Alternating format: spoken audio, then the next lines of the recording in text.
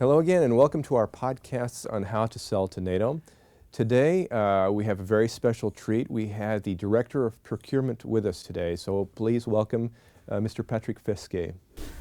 Hello, my name is Patrick Fesquet. I'm the Director of the NATO Support Agency, which is the executive agency of the NATO Support Organization, one of the NATO bodies. So our primary purpose is, as indicated, is to buy services and goods in support of the armed forces of the alliance. Mm-hmm. So how does an NSPA actually procure for NATO? Important takeaway is not procurement by NSPA is public procurement. It complies with all the principles of public procurement, even if in the details there are some specific rules, but fundamentally it's about public procurement. It is transparent. You have, whenever you are located in a NATO country, you are an entitlement to take part in our international competitive biddings, and our procedures are transparent, and all the regulations that rule the matter are available on the internet. So it's public procurement, that's the way, and we compete our requirements through international competitive bidding that we sent, and that's one of the key messages of this this podcast is to work with us, you have to be registered in an NSPA source file. That's important. That's important takeaway. The fact to show an interest for our activities is not enough. If you are not registered and vetted by your national authorities, considering the specific sector of activities we are in, we will not be in a position to consider your bid. So one key message: register in NSPA, NATO Support Agency source file.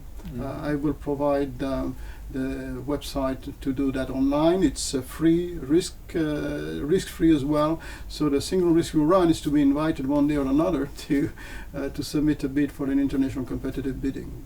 Is it difficult to register on a source file? It has been conceived as a user-friendly registration process. It's a three-step registration, but if logging in and conducting your registration, you have any problems in finding the details of how to, you have an email address and a person who will be ready to assist you online. Eventually, if you need some helpline, so you will be given a phone number to conduct a registration process. But again, it has been conceived to be user-friendly and easy to operate.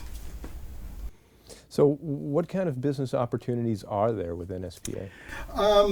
We are in the business of supporting the forces, and primarily the weapon systems operated by two or more armed forces of the alliance, but we have a number of services and a wide spectrum of services in real-life support for the troops, but also activities in maintenance, repair, overhaul of aircraft, and to include helicopter, fixed wing, and also support to land systems, and a very varied range of activities for which the common purpose is to support the Alliance armed forces and NATO military command in peacetime and wartime. So we have a significant involvement in support of operations in today in Afghanistan, obviously, for ISAF, but also in Kosovo for the KFOR.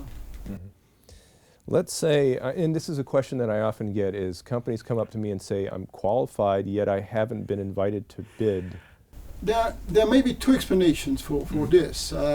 One is that simply no requirement arose that would lead us to solicit the company having the required capabilities. That's this may be the case. You register, you declare a number of capabilities, and none of them is required for a period of time by the Alliance Armed Forces, and this may happen.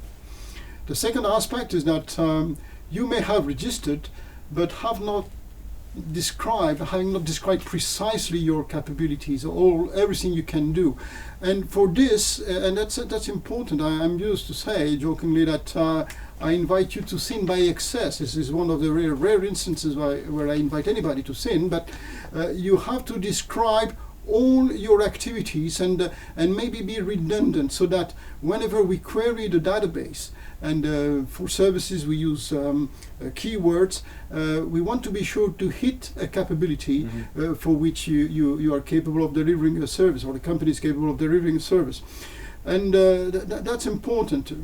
Then we establish a source list based on this capability and invite a company. If you have not been registered, you have not been invited, sorry. It's basically because your capabilities have not been described in enough details and with enough granularity to allow us to identify you as capable. Another question that I often get from U.S. companies is they have a technology that they think would be of interest to the NSPA for rapid deployment or whatever. What should they do? It's okay.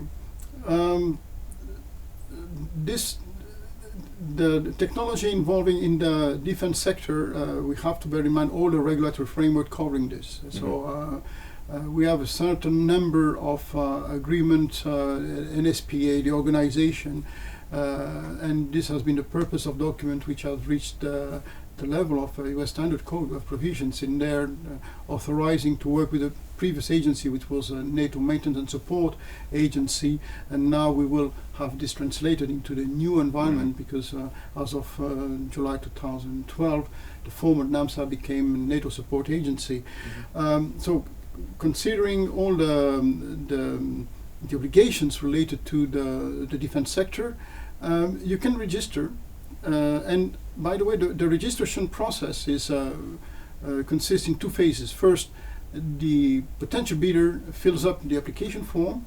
Then we go back to the U.S. authority for the U.S. companies, but from wherever the company comes from, we go to the national authorities. We have identified point of contact.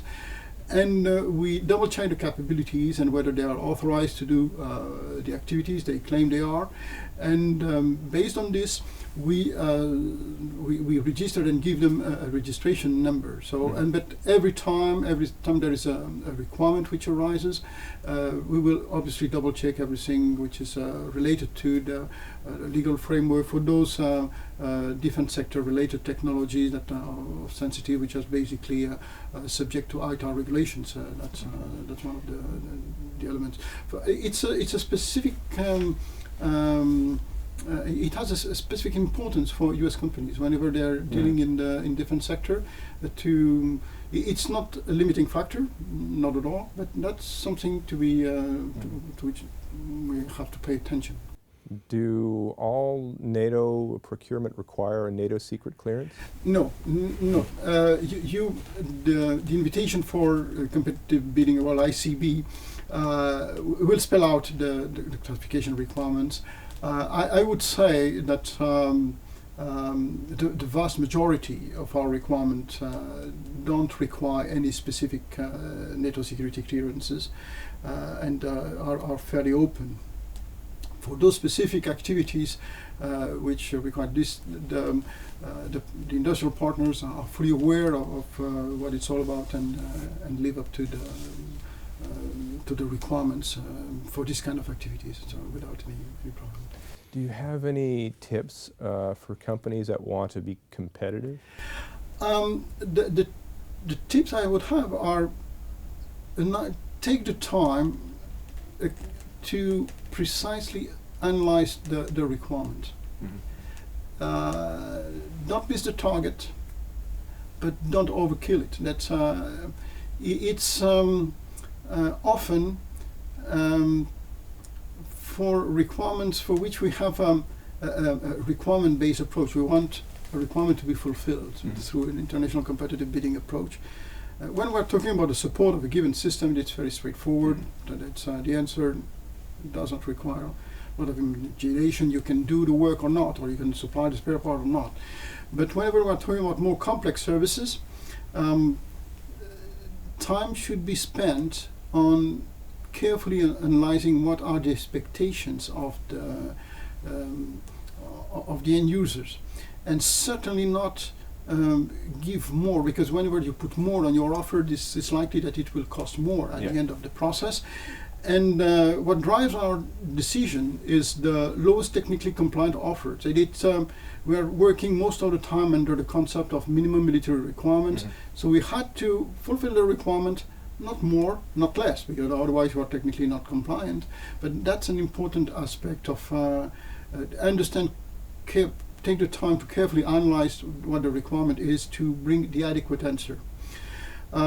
Another way of dealing with this is conduct basically a line-by-line analysis. I've been involved in procurement activities for the United Nations in New York back a few years ago already, but the way to tackle service contracts is basically the same.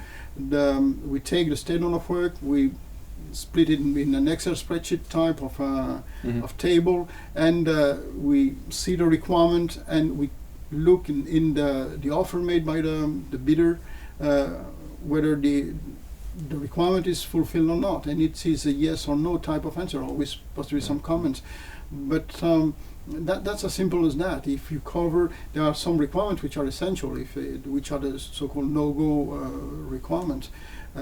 If those are not answered, this is a showstopper, obviously. But this is the way it works. Most of the time, it's as simple as that. It's the requirement. It's a long list of analysis, and so it's as simple as making a table out of this and ticking each boxes. Now, I understand that there is no non-NATO content allowed, but are there instances where certain NATO nations cannot bid on a particular opportunity? We are authorized to work with non-NATO nations whenever they are in a sole source situations. We have 5 countries with whom we can't work, which are precisely listed. So, and there are countries which are under embargo. So whenever there are political restrictions for doing business with them, so we cannot, even if they are sole source situation, the companies located in these countries are sole source situations, we are not allowed to award a contract. But besides that, we can award a contract to non-NATO countries whenever there is no alternative than going to them. There are countries which specialize in the support of systems of U.S. origin, have acquired intellectual property rights for this, and now are basically the sole source of supply for services and sometimes supplies. Then we request this takes a prior approval by our board of directors. But that's about what it takes. I find that when I look at what NSPA procures is extremely broad. Could you tell us a bit about how broad it really is? In fact, historically, it was about the support of aircraft of American origin. It's back in 1958, for the old days. It was about buying spare parts from the U.S. For the support of U.S. aircraft, combat aircraft. With the time, the scope broadened. Now it's very difficult to describe concisely everything we do, but we are involved in support of operations, real life support of equipment, civil engineering in theater. We are involved in support of weapon systems. Historically, the US-made equipment were the majority of this, and that's still hard to a certain extent, the majority of the systems supported. But we have also European systems, and so in terms of support of equipment, it's very varied. Then there is the support to the armed forces under the so-called random brokerage scheme, which means that we can virtually buy anything armed forces may need. This can go to very sophisticated tooling for the equipment of some laboratories, and so it's very wide range. New on the list of goods we supply are soldier equipment, so helmets, body armor, uniforms, battle boots, many equipment of this type. Even more recent is the procurement of small arm and light weapons. So typically in the past, this was not something that the nations used, solicited the agency for. Now it has evolved to such an extent that we will set up a support partnership. A support partnership is a club of users. They come together. Many nations come together and decide to harmonize their requirement to conduct together an international competitive bidding. So we have such a structure, which is. So NSPA is like an honest broker then. That's the way we like to qualify us, an honest broker, tapping the capabilities of our industrial partners, and that's why it's our best interest to have as many of industrial partners registered in our source file and bidding in our international competitive biddings, to allow these capabilities that are there to be offered to the armed forces of the alliance and the military commands of the alliance. Okay, I guess I have just two more questions for you. One of them is, let's say we have a particular technology that, in terms of research and development, that a U.S. company or other wants to explore with. We're talking about the future here. Yeah. It's the crystal ball. It's something that currently is not in our portfolio, so I would be hard pressed to tell you how we do it. But the idea that is maturing is to favor this kind of exchange of ideas and concept, and this become an element of the NATO capability development process. So the NATO as an alliance may have requirements on its own, and welcome this concept and ideas without infringement of intellectual property right. That's not the point. But clearly to create a dynamic dialogue with industry, and in fact this is taking shape within fora like industry, NATO industry forum. We had one of them recently in Istanbul, and that's the idea of allowing this exchange and having something more like a dialogue between industry and defense and the alliance in this instance, rather than having basically the Ministry of Defense pushing their requirement toward industry, their concept toward industry, and waiting for some feedback. Now it's something like more the dialogue, waiting for what are the capabilities of industry are, and in turn initiate this dialogue that eventually may come to a joint program. And this is one of the big ideas that is being maturing now. Okay. And I guess the final one, if you were to pull out a crystal ball of the best prospects and opportunities, or where you see the NSPA would be going? Well, we tried. We have one crystal ball, and the entire agency looks at it. But the problem is that this crystal ball doesn't tell us much. That's what we sense as the future steps of the alliance, moving from an alliance conducting major war operations and in Afghanistan to an alliance which is more a peacetime alliance. So NATO, the way we knew it before 2000, 2001, 2003. So supporting exercises, developing capabilities, and yes, if there is one key element of the future of the agency is just the last question you asked. So basically, in the development of new capabilities through dialogue with industry, and the possible evolution of the agency is to host acquisition program whenever they will come up.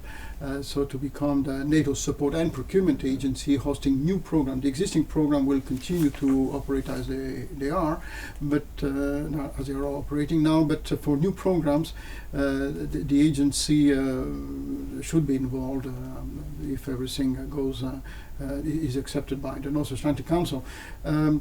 Here is a big opportunity. A big opportunity because the concept of smart defense and the European Union has developed the pooling and sharing idea, which has many a lot of features, and which hinges on one key idea, which is basically together we do more, and together across the Atlantic we do more, because this is a mutually beneficial aspect. and we believe that it's a big opportunity for the nations. Not that we see the budgetary constraints necessarily as a good news, but clearly bearing in itself some opportunities. For the moment. And if a company needs assistance working with NSPA, is there a particular way to contact you, through the website? Through the website. The website has two fundamental features as far as procurement activities are concerned. It's there to advertise our activities and advertise allow access to our regulations, to know how we work, buy the details if it is a desire of companies to spend some time going through our regulations. So it's an information, but it's also there to allow registration and for those having online outline agreements, because we have an electronic procurement component which we call electronic catalog activities. These activities can be accessed online. So, and for whatever information is needed, there is a point of contact. And we have a small section, which is the so-called competition advocacy section. It is meant to help. It has been conceived to help industry. So before an award, after an award, in case of dispute or claim, this is the focal point, and this section, is a small section, is there basically to answer the questions industry may have. Okay.